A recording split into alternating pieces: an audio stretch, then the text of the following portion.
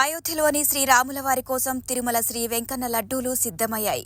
ఈ నెల 22వ తేదీ అయోధ్యలోని శ్రీరామచంద్రుల వారి విగ్రహ ప్రతిష్ఠ, శ్రీరామ మందిరం ప్రారంభోత్సవం జరగనుంది. అందులో భాగంగానే అయోధ్యకు వచ్చే శ్రీరామ భక్తులకు హిందువుల ఆరాధ్య దైవమైన తిరుమల శ్రీ వెంకటేశ్వర స్వామివారి ప్రసాదంగా అందించేందుకు సిద్ధమైంది.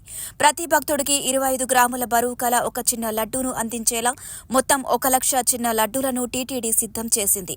ఈ నేపథ్యంలో గురువారం తిరుమలలోని శ్రీ సేవా సదన్లో శ్రీవారి సేవకుల ద్వారా లడ్డూ ప్యాకింగ్ పనులకు శ్రీకారం చుట్టారు.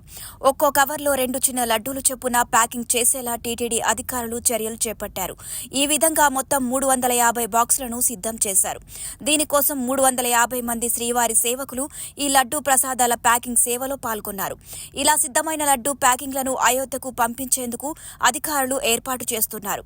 దీనికోసం ప్రత్యేకంగా తిరుమలలో సిద్ధం చేసిన లక్ష లడ్డూలను రేపు కార్గో విమానంలో పంపించేందుకు అధికారులు సిద్ధమయ్యారు. ఈ కార్యక్రమంలో శ్రీవారి ఆలయం deputy EO general Sivaprasad, AEO Srinivasulu, సిబ్బంది తదితరులు పాల్గొన్నారు.